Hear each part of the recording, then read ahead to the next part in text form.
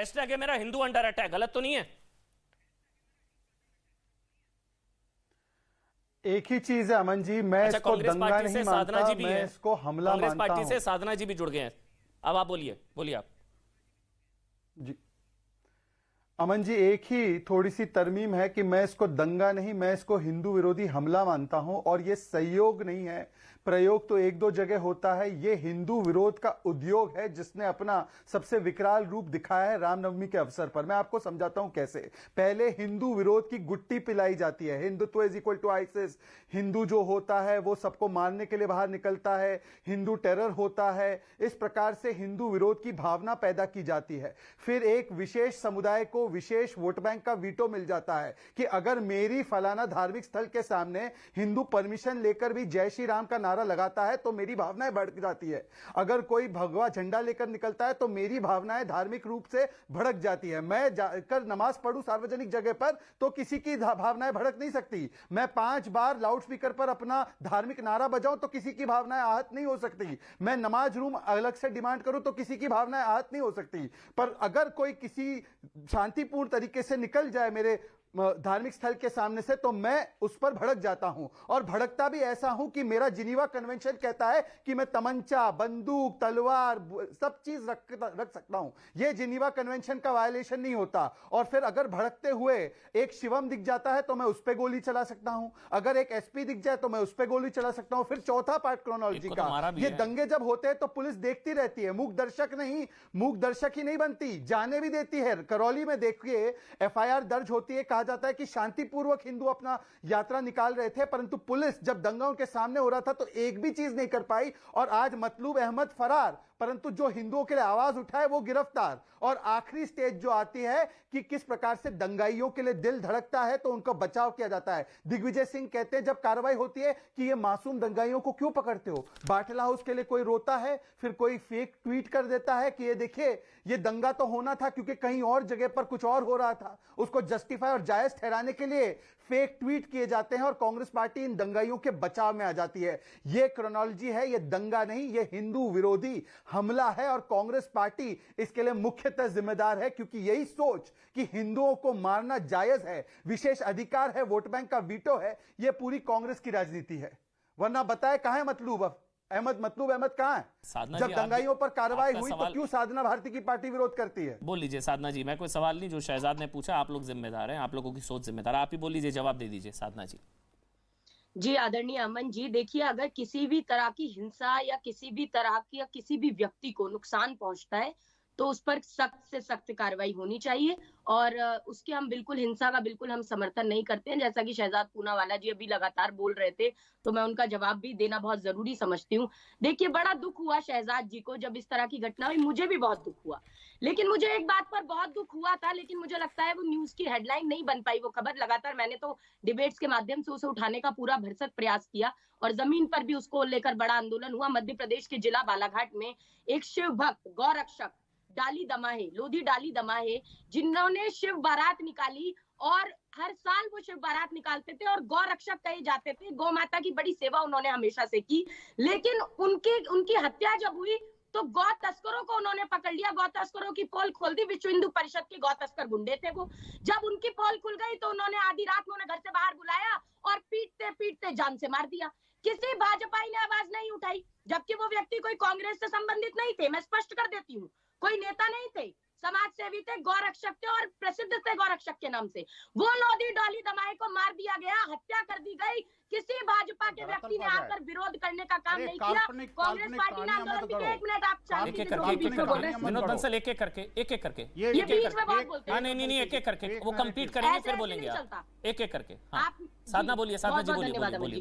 तो लगातार जब ऐसी घटनाएं होती है तब कहाँ चला जाता है इनका दिल, इनका राम भक्ति कहाँ चली जाती है। और बात रही बार बार अब हिंदू मुसलमान, अरे हिंदुओं के खून का रंग लाल है तो मुसलमानों के भी खून का रंग लाल है, अलग नहीं है। लेकिन आप राजनीतिक ध्रुवीकरण करना चाहते हैं, पोलराइजेशन करना चाहते हैं, आपको वोट चाहिए। बेतहाशा महंगाई की मोदी मार और बेरोजगारी, भ्रष्टाचार, पेट्रोल डीजल पहली बार 100 के पार हुआ है। तो इन बातों पे कहीं डिबेट ना हो जाए, कहीं छा ना जाए ये बातें।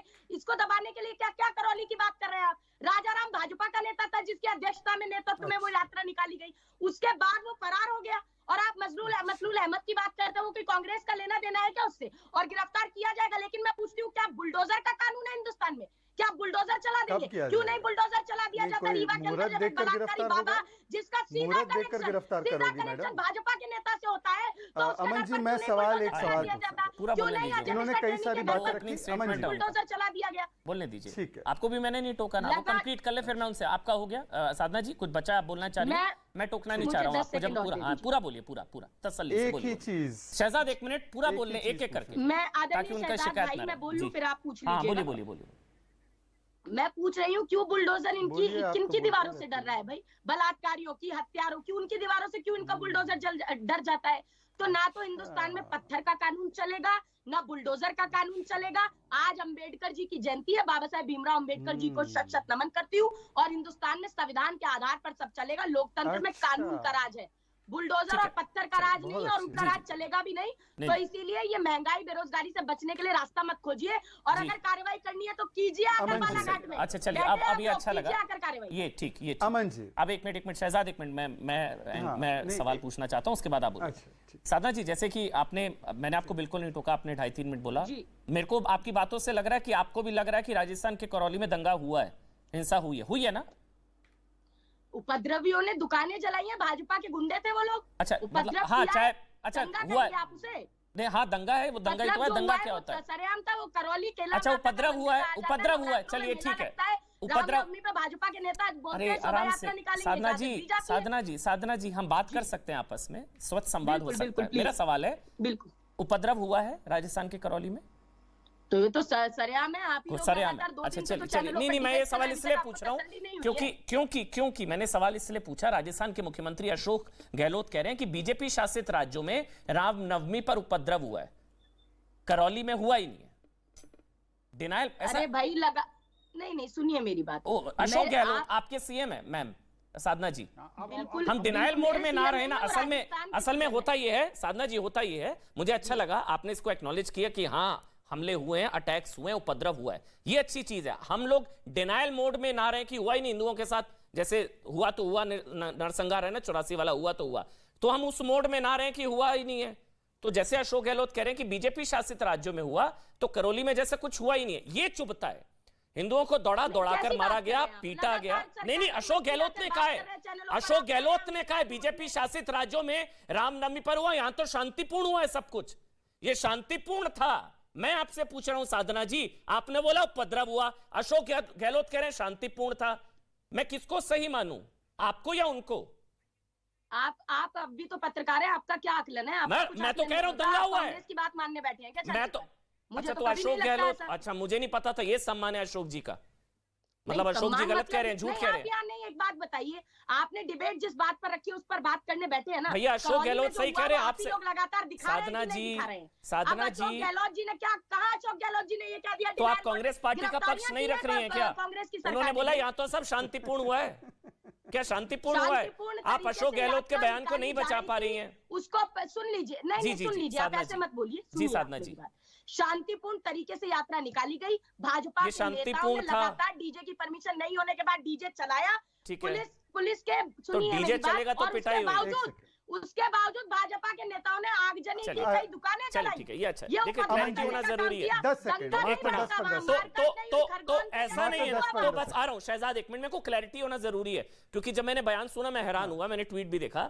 तो साधना जी ऐसा नहीं है कि शांतिपूर्ण हो गया राजस्थान की करौली में, वो गलत कह रहे हैं, ऐसा नहीं है ना, उपद्रव हुआ है ना, अशोक गहलोत जी गलत कह रहे हैं। हमने शांतिपूर्ण यात्रा को निकलवाया, भाजपा के गुंडों ने ये शांतिपूर्ण, ये देखिए जिन राज्यों में भाजपा की सरकारें हैं वहां रामनवमी पर दंगे भड़के राजस्थान। चलिए ये ट्वीट है, स्क्रीन पर है। साधना जी आपकी बात को, साधना जी विनम्र निवेदन है, पूरा देश देख रहा है, सुनिए मेरी बात। आपकी बात को आपके मुख्यमंत्री अशोक गहलोत जी काट रहे हैं, उनका ट्वीट स्क्रीन पर है, मैं पढ़ देता हूं, मैं पढ़ रहा हूं। साधना जी घबराइए मत, साधना जी मत घबराइए, सुनिए साधना जी, आपके मुख्यमंत्री जी कह रहे हैं स्क्रीन पर एक बार, हाँ ये जिन राज्यों में बीजेपी की सरकारें हैं वहां पर रामनवमी पर दंगे भड़के, राजस्थान में सभी समुदायों ने साथ मिलकर रामनवमी का त्योहार मनाया। करौली में कुछ हुआ ही नहीं है जी, सिर्फ कुछ नहीं, सिर्फ करौली में रामनवमी पे यात्रा नहीं तो करौली डिलीट कर दिया, अब आप समझ रही हैं? आप कह रही हैं उपद्रव हुआ, आपके सीएम कह रहे हैं कुछ नहीं हुआ, करौली डिलीट कर दिया। करौली डिलीट क्यों करा है? आप समझ रही हैं? आपको बात करनी चाहिए, मुझे आपकी बात पर भरोसा है। आप कह रही हो उपद्रव हुआ है, मैं भी कह रहा हूं उपद्रव हुआ है, यही डिनायल मोड है। आप कह रही हो उपद्रव हुआ, आपके सीएम कह रहे हैं शांतिपूर्ण हुआ। अमन जी आप जबरदस्ती अपने शब्दों को नहीं थोप सकते हम पर। नहीं, अशोक गहलोत के शब्द हैं। सर सवाल पूछिए, साधना जी, आप क्या सरकार के आप वकील बनकर साधना जी, आदरणीय अमन जी, साधना जी आप कह रही हो उपद्रव हुआ, अशोक गहलोत जी कह रहे हैं शांतिपूर्ण हुआ, मैं किस पर भरोसा करूं? राजस्थान के, आप सुनिए ना, सुनिए, जवाब सुन लीजिए। जी, जी, अशोक गहलोत जी ने इसीलिए कहा शांतिपूर्ण हुआ क्योंकि राजस्थान के मात्र करौली के केला देवी मंदिर में नवरात्रि का मेला नहीं रखता, राजस्थान के मात्र करौली में यात्रा नहीं निकाली जाती, राजस्थान के और भी जिलों में लगातार यात्रा तो पिटे, मरे तो मरे।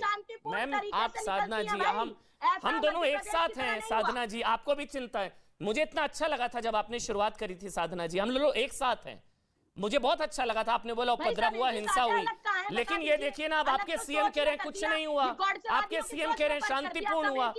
बस मैं देखिए ऐसे नहीं, देखिए साधना जी अभी तक आप कह रही थी उपद्रव हुआ, सीएम कह रहे हैं शांतिपूर्ण हुआ, मुझे समझ नहीं आ रहा था। डिनायल मोड नहीं होना चाहिए। अगर हिंदुओं को मारा पीटा है क्योंकि हिंदू मरे हैं, क्योंकि हिंदुओं को पीटा गया है, तो फिर आपके सीएम कहेंगे कुछ हुआ ही नहीं है। तरीके से मनाया गया नवरात्रि का त्योहार, कोई शांतिपूर्ण तरीके से रामनवमी का त्योहार नहीं मनाया गया।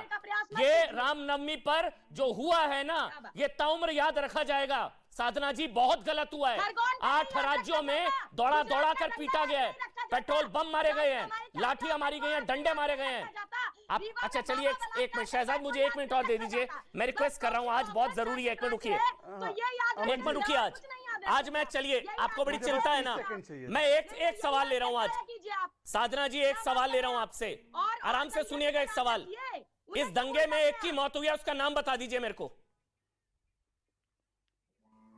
इस दंगे में एक की मौत हुई है, पूरे देश में एक की मौत हुई है, उसका नाम बताइए मेरे को। क्या कह रहे हैं आप? इस दंगे में, रामनवमी में जो दंगा हुआ है, उसमें एक की मौत हुई है, इस दंगे में क्या नाम है उसका? मैं मौतों का हिसाब देने के लिए नहीं बैठे।